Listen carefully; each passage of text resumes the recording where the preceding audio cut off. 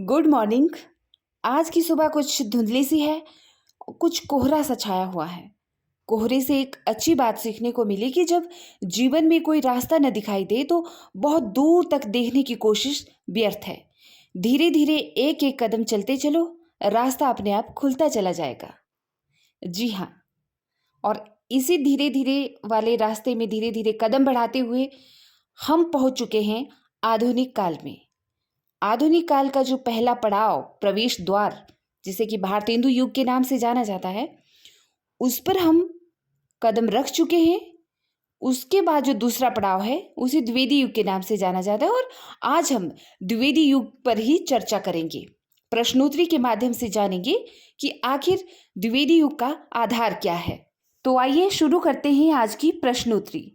प्रश्न 1 है, किस पत्रिका के प्रकाशन वर्ष को भारतेंदु युग की समाप्ति का सूचक माना गया है? विकल्प हैं साहित्य संदेश को, सरस्वती को, आनंद कादम्बिनी को या फिर नागरी प्रचारनी पत्रिका को। तो ऑप्शन बी इसका सही उत्तर होगा कि सरस्वती पत्रिका के प्रकाशन वर्ष को भारतेंदु युग की समाप्ति का सूचक माना गया है। देखिए, सरस्वती पत्रिका हिंदी साहित्य की प्रसिद्ध पत्रिकाओं में सबसे उत्तम पत्रिका थी और जिस समय हमारे देश में ब्रिटिश हुकूमत थी उस समय इंडियन प्रेस के संस्थापक थे चिंतामणि घोष। तो उन्होंने ही सरस्वती पत्रिका की स्थापना भी की थी। इस पत्रिका का प्रकाशन जनवरी 1900 ईस्वी में प्रारंभ हुआ था और सरस्वती के प्रथम संपादक के रूप में जगन्नाथ दास रत्नाकर प्रमुख रूप से रहे थे।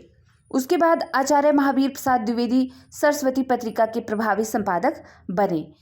आचार्य महावीर प्रसाद द्विवेदी, जिनके नाम से द्विवेदी युग जाना जाता है, उन्होंने 1903 से लेकर 1920 तक इस पत्रिका का संपादन भार संभाला। प्रश्न 2 है, खड़ी बोली हिंदी को काव्य भाषा के रूप में प्रतिष्ठित करने का श्रेय किसे दिया जाता है? विकल्प है हमारे सामने श्रीधर पाठक को, मैथिली शरण गुप्त को, अयोध्या सिंह उपाध्याय को या फिर महावीर प्रसाद द्विवेदी को। तो ऑप्शन डी इसका सही उत्तर होगा महावीर प्रसाद द्विवेदी जी। देखिए, महावीर प्रसाद द्विवेदी जी खड़ी बोली के हस्ताक्षर और हिंदी पत्रकारिता के पुरोधा आचार्य माने जाते हैं। लगभग 1900 से लेकर 1920 तक का जो समय है वह द्विवेदी युग के नाम से जाना जाता है और इनका जो है महावीर प्रसाद द्विवेदी का हिंदी साहित्य में अतुलनीय योगदान है। ठीक है, इन्होंने लगभग 17 वर्ष तक जो है हिंदी पत्रकारिता को संभाला, सरस्वती पत्रिका का संपादन संभाला और इस तरह से इन्होंने हिंदी साहित्य में इनकी जो सेवा है वह अविस्मरणीय है। अपने युग में इन्होंने बहुत ही अच्छे ढंग से साहित्यिक और सांस्कृतिक चेतना को एक नई दिशा दी है। ठीक है।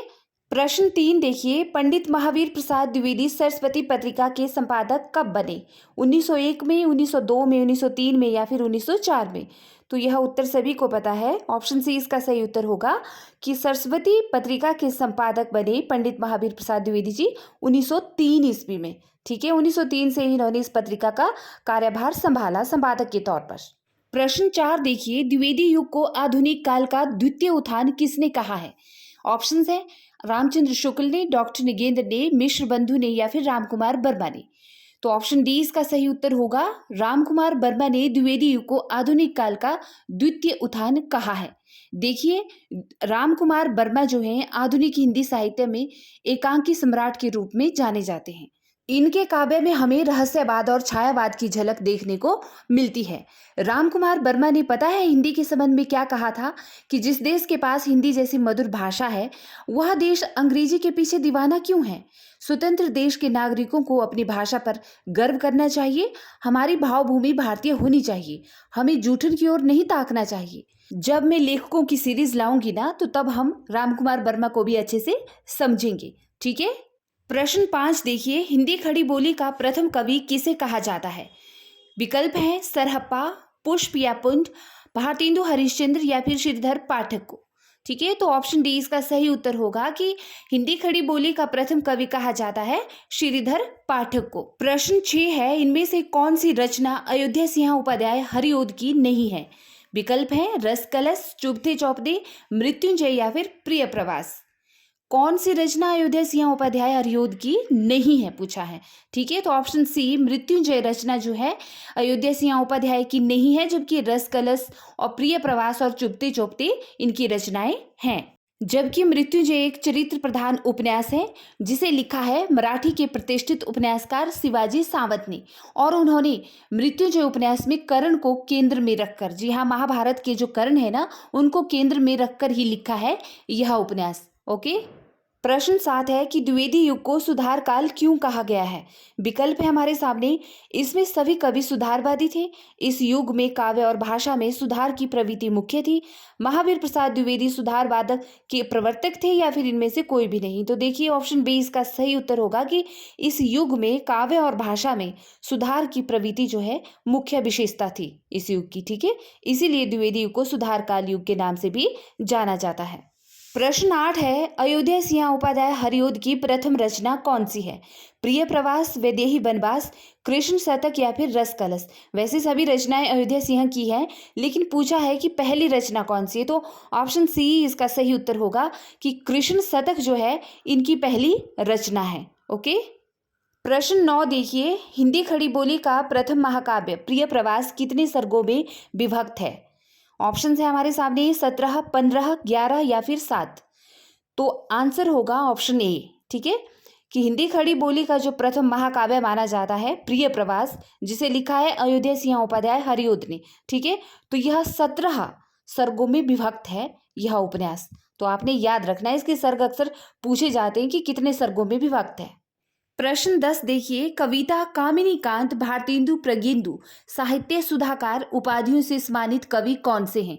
तो देखिए विकल्प देखिए, गया प्रसाद शुक्ल स्नेही, नाथुराम शर्मा शंकर, अयोध्या सिंह उपाध्याय हरिओद या फिर सुमित्रा नंदन पंत। तो ऑप्शन बी इसका सही उत्तर होगा। नाथुराम शर्मा शंकर ऐसे कवि हैं जिन्हें की कविता कामिनी कांत, भारतेंदु, प्रज्ञेंदु, साहित्य सुधाकर उपाधियों से सम्मानित किया जा चुका है। ठीक है, नाथुराम शर्मा शंकर। प्रश्न 11 है हिंदी कोविद रत्नमाला जीवनी किसकी रचना है।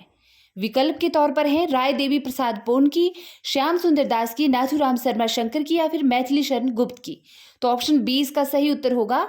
हिंदी कोविद रत्नमाला जो जीवनी है वह है श्याम सुंदर दास की। ठीक है, हिंदी कोविद रत्नमाला नाम से, और यह एक जीवनी है। ओके। प्रश्न 12 देखिए, राय देवी प्रसाद पूर्ण की यह कृति जो कुंडलियां छंद में है कौन सी है। बसंत वियोग, मृत्युंजय, राम रावण विरोध या फिर स्वदेश कुंडल। तो ऑप्शन डी स्वदेश कुंडल जो है राय देवी प्रसाद पूर्ण सिंह की कृति है जो कुंडलियां छंद में लिखित है। उसी तरह से प्रश्न 13 है श्रीधर पाठक की कौन सी रचना ब्रज भाषा में है। उजड़ ग्राम, एकांतवासी योगी, शांत पथिक या फिर उपर्युक्त सभी।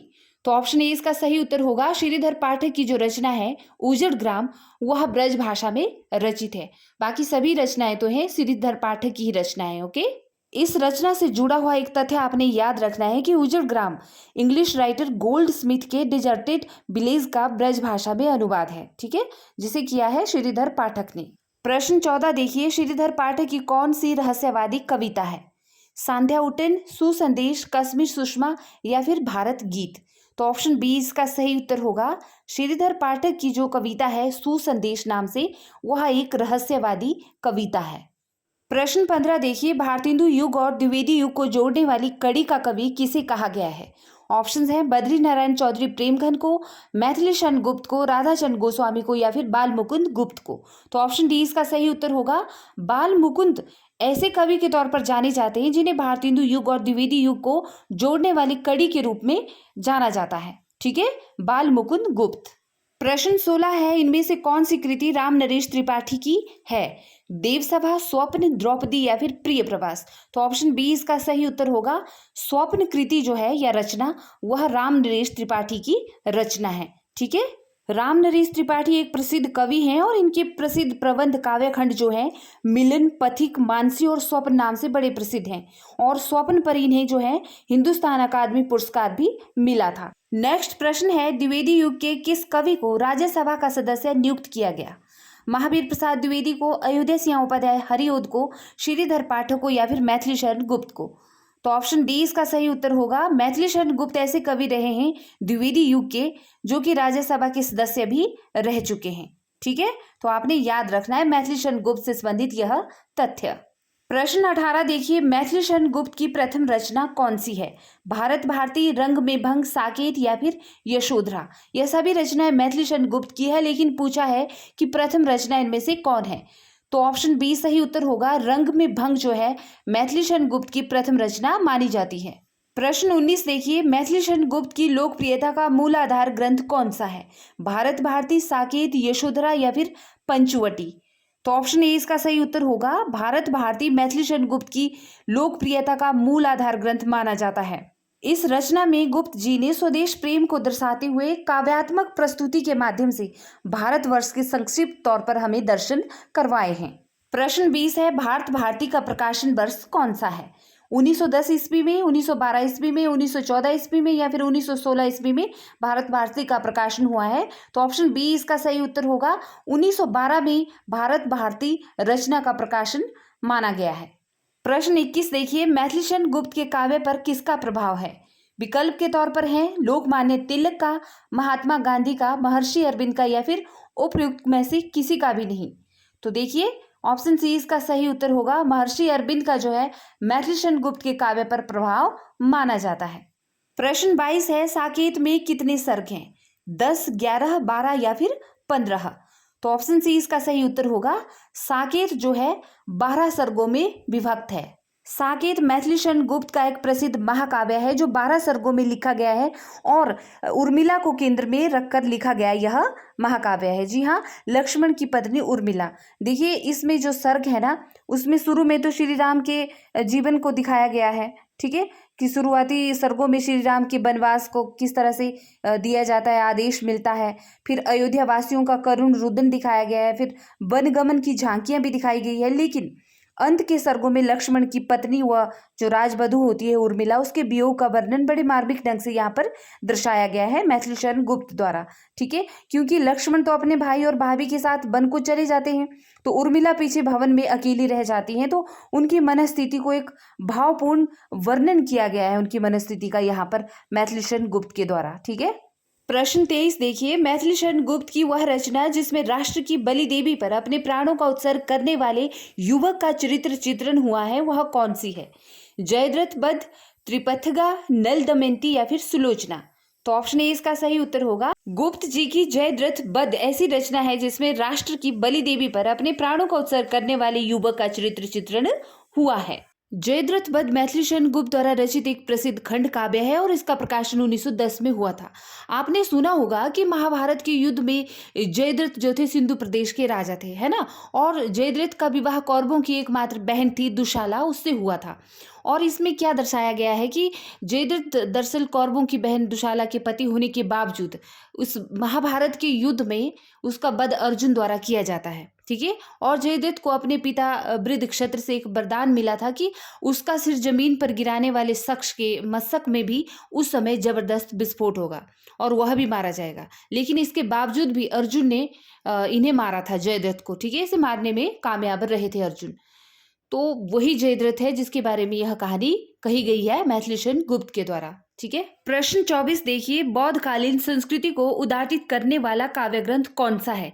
विकल्प है अनघ, विकट भट्ट, वृत्त संहार या फिर झंकार? तो ऑप्शन ए इसका सही उत्तर होगा। अनघ एक ऐसी रचना है जिसमें बौद्धकालीन संस्कृति को उदाटित किया गया है। दरअसल अनघ भी मैथिलीशरण गुप्त की रचना है और इसमें इन्होंने गौतम बुद्ध की शिक्षा व संदेश को दिखाया है, ठीक है, उसका वर्णन किया है। प्रश्न 25 है, मैथिलीशरण गुप्त की किस काव्य कृति को हिंदू संस्कृति का स्वच्छ दर्पण कहा गया है? जय भारत को, साकेत को, यशोधरा को या फिर विष्णु प्रिया को? तो ऑप्शन ए इसका सही उत्तर होगा। मैथिलीशरण गुप्त की जय भारत ऐसी रचना है जिसको हिंदी संस्कृति का स्वच्छ दर्पण कहा जाता है, ठीक है, हिंदू संस्कृति का स्वच्छ दर्पण। प्रश्न 26 देखिए, माइकल मधुसूदन दत्त की कृतियों का अनुवाद मैथिलीशरण गुप्त ने किस उपनाम से किया है? कलाधर उपनाम से, मधु उपनाम से, त्रिशूल से या फिर जकी उपनाम से? तो ऑप्शन बी इसका सही उत्तर होगा। माइकल मधुसूदन दत्त की जो कृतियां हैं उनका अनुवाद किया है गुप्त जी ने मधु उपनाम से, ठीक है, दरअसल माइकल मधुसूदन जो थे बंगला भाषा के एक प्रसिद्ध कवि, साहित्यकार और नाटककार थे।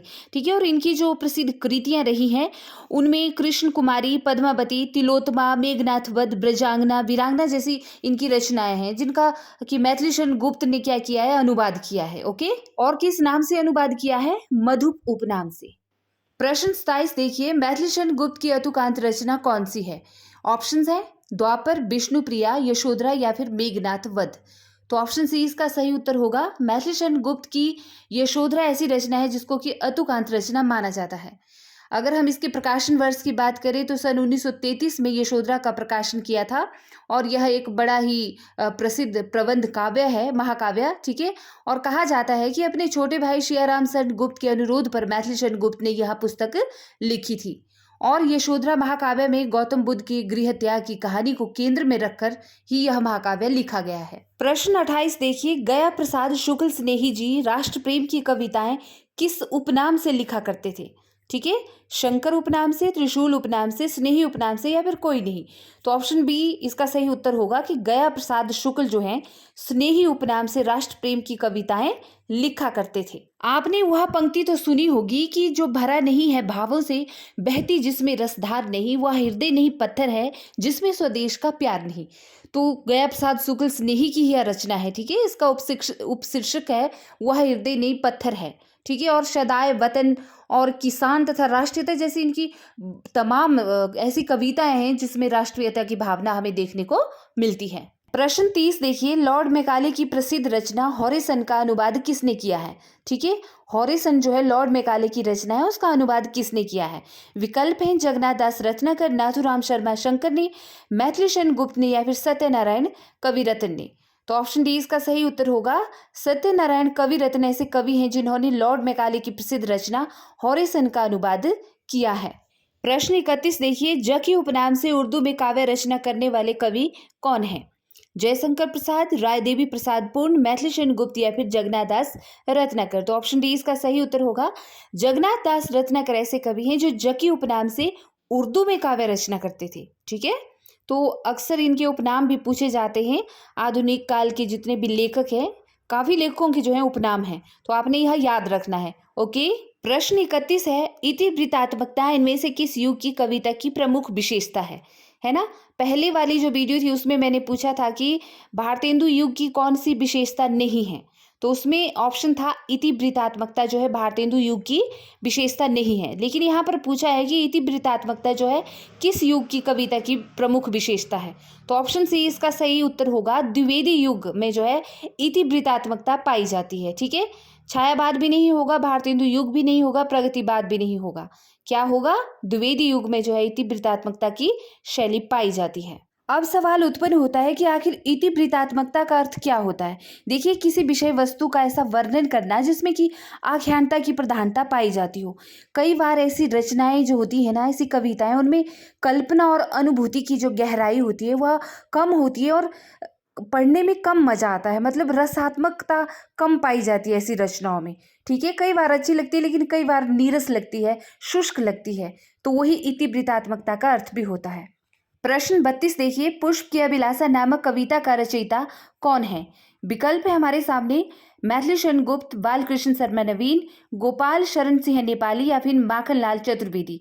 तो आप सभी इस बात से परिचित होंगे कि माखनलाल चतुर्वेदी की बड़ी ही प्रसिद्ध कविता रही है पुष्प की अभिलाषा, है ना? आपको याद भी होगी कि चाह नहीं मैं सुरवाला के गहनों में गूंथा जाऊं, चाह नहीं प्रेमी माला में सजाया जाऊं, ठीक है, बिंद प्यारी को ललचाऊं, चाह नहीं सम्राटों के शब पर मैं हरी डाला जाऊं, चाह नहीं देवों के सिर पर चढ़ूं भाग्य पर इठलाऊं, मुझे तोड़ देना बनवाली उस पथ पर देना तुम फेंक, मातृभूमि पर शीश चढ़ाने जिस पथ जावे वीर अनेक। तो ये बड़ी ही प्रसिद्ध कविता रही है माखनलाल चतुर्वेदी की। ठीक है, तो ऑप्शन डी इसका सही उत्तर होगा। प्रश्न 33 है, वेणु लोक गूंजे धरा के रचनाकार कौन है? विकल्प है श्रीधर पाठक, मैथिली शरण गुप्त, हरिओद, या फिर माखनलाल चतुर्वेदी।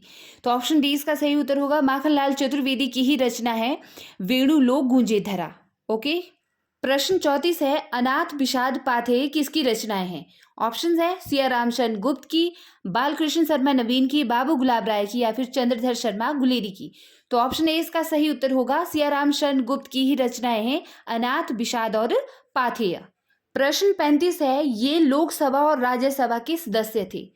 विकल्प देखिए कौन थे ऐसे जो कि लोकसभा और राज्यसभा के सदस्य रह चुके हैं। गया प्रसाद शुक्ल स्नेही, बालकृष्ण शर्मा नवीन, सुभद्रा कुमारी चौहान या फिर अध्यापक पूर्ण सिंह। तो ऑप्शन बी इसका सही उत्तर होगा। बालकृष्ण शर्मा नवीन ऐसे लेखक हैं जो लोकसभा और राज्यसभा के सदस्य रहे हैं। प्रश्न 36 है, मुकुल इनका प्रसिद्ध काव्य संग्रह है। विकल्प है सुभद्रा कुमारी चौहान का, मैथिलीशरण गुप्त का, बालकृष्ण शर्मा नवीन का या फिर चंद्रधर शर्मा गुलेरी का। तो ऑप्शन ए इसका सही उत्तर होगा। सुभद्रा कुमारी चौहान जो है ऐसी कवित्री रही हैं जिनका प्रसिद्ध काव्य संग्रह मुकुल नाम से विख्यात था। ओके, दरअसल मुकुल सुभद्रा कुमारी चौहान का पहला काव्य संग्रह था जो 1930 में प्रकाशित हुआ था, है ना। इसके बाद तो फिर इन्होंने बहुत अच्छे अच्छे कविताएं भी लिखी जो त्रिधारा में प्रकाशित हैं, ठीक है।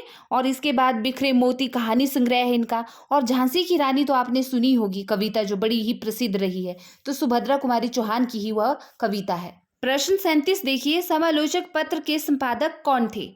ऑप्शंस हैं चंद्रधर शर्मा गुलेरी, अध्यापक पूर्ण सिंह, बाबू गुलाब राय या फिर बाल मुकुंद गुप्त जी। तो ऑप्शन ए इसका सही उत्तर होगा। चंद्रधर शर्मा गुलेरी एक ऐसे रचनाकार रहे जिन्होंने समालोचक पत्र का संपादन भार भी संभाला था। और चंद्रधर शर्मा गुलेरी के बारे में तो आप भली भांति जानते होंगे कि इनकी 3 कहानियां बड़ी ही प्रसिद्ध हैं जो अक्सर परीक्षाओं में पूछी जाती हैं। बुद्धू का कांटा, सुखमय जीवन और उसने कहा था। उसने क्या कहा था? तेरी कुड़माई हो गई है। जानते हो ना आप इस बात को। प्रश्न 38 देखिए कि कौन राष्ट्रीय काव्य धारा का कवि नहीं है। दिए गए विकल्प देखिए, मैथिलीशरण गुप्त, माखनलाल चतुर्वेदी, सुभद्रा कुमारी चौहान या फिर हरिओद। तो ऑप्शन डी जो है हरिओद इसका सही उत्तर होगा, ठीक है। इसके बावजूद मैथिलीशरण गुप्त है, माखनलाल चतुर्वेदी, सुभद्रा कुमारी चौहान, इन्होंने राष्ट्रीय काव्य धारा का काव्य रचा है, तो ऑब्वियसली ये राष्ट्रीय काव्य धारा के कवि कहलाए जाएंगे। लेकिन हरिओद जो है इन्होंने कोई भी ऐसी रचना नहीं रची जिसमें राष्ट्रीयता की भावना आपको देखने को मिली हो, तो ऑप्शन डी सही उत्तर होगा। प्रश्न 39 है, स्वच्छंदतावादी काव्य धारा के प्रवर्तक कौन है। ऑप्शंस है निराला, माखनलाल चतुर्वेदी, नरेंद्र शर्मा या फिर श्रीधर पाठक। तो ऑप्शन डी इसका सही उत्तर होगा। श्रीधर पाठक स्वच्छंदतावादी काव्य धारा के प्रवर्तक माने जाते हैं, ठीक है।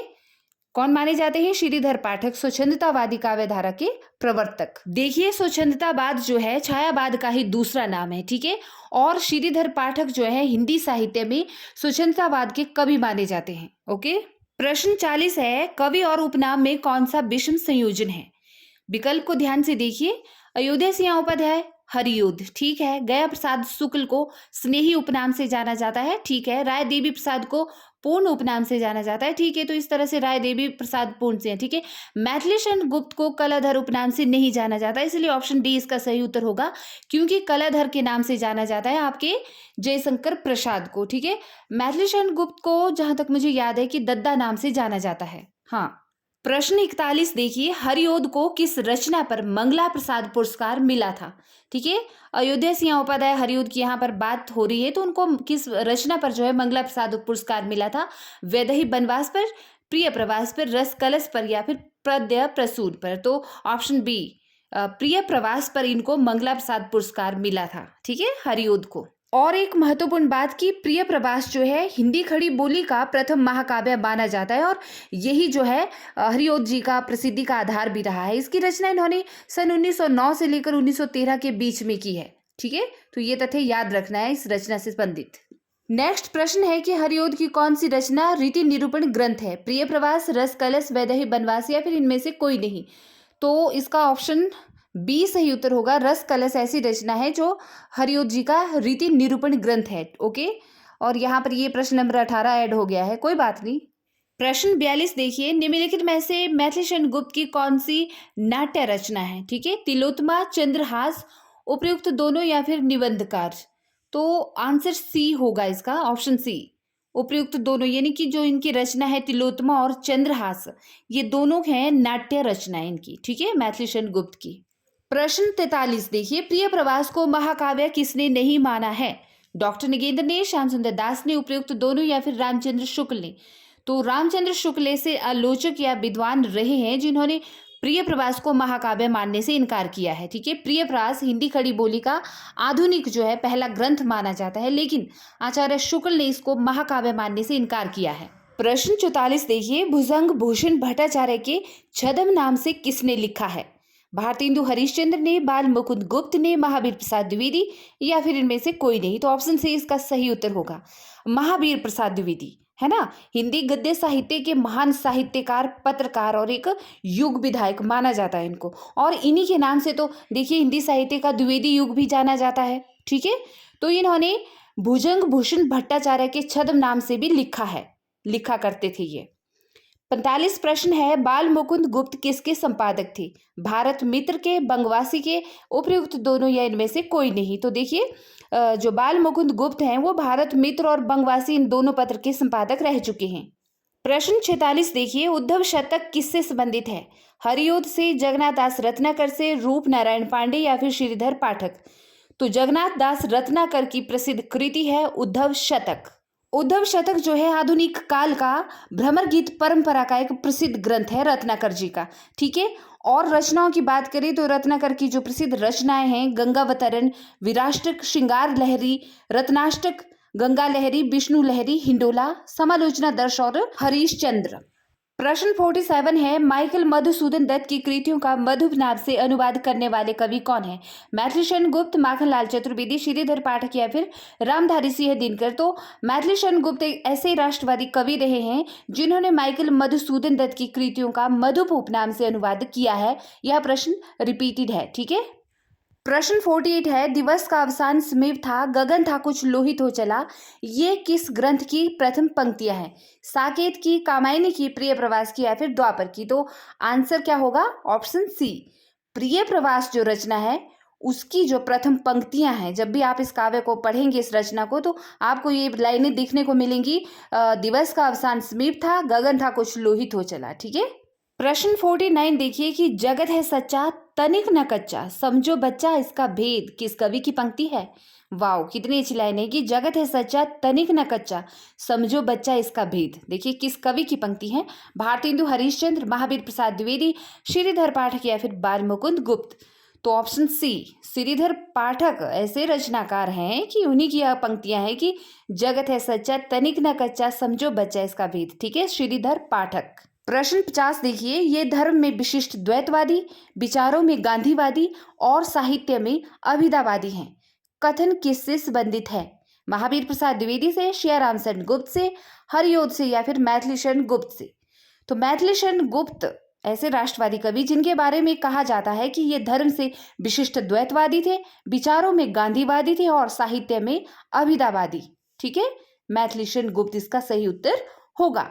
तो ये थे आज के द्विवेदी युग के 50 महत्वपूर्ण प्रश्न। आई होप आपको अच्छे लगे हों, और परीक्षा की दृष्टि से तो अच्छे हैं ही, नो डाउट। ठीक है, तो वीडियोस को लाइक, कमेंट और शेयर भी कर दिया करें। क्या हो गया आपको? आप कुछ बोल नहीं रहे हैं। ठीक है, मज़ा नहीं आ रहा है, बोलिए ना, प्रश्न पूछिए, आंसर दीजिए, कमेंट बॉक्स में कमेंट लिखिए, वीडियो को खुल के दिल से लाइक कीजिए यार, थोड़ा सा सपोर्ट तो दिखाइए अपना। ठीक है, आगे आने वाली वीडियो में मिलेंगे। ठीक है, यूजीसी नेट के प्रीवियस ईयर के जितने भी प्रश्न पूछे गए हैं आज तक, ठीक है, उनकी प्रश्नोत्तरी के साथ, उस सीरीज के साथ मिलती हूँ आपसे नेक्स्ट वीडियो में। तब तक अपना ख्याल रखिए। नमस्कार।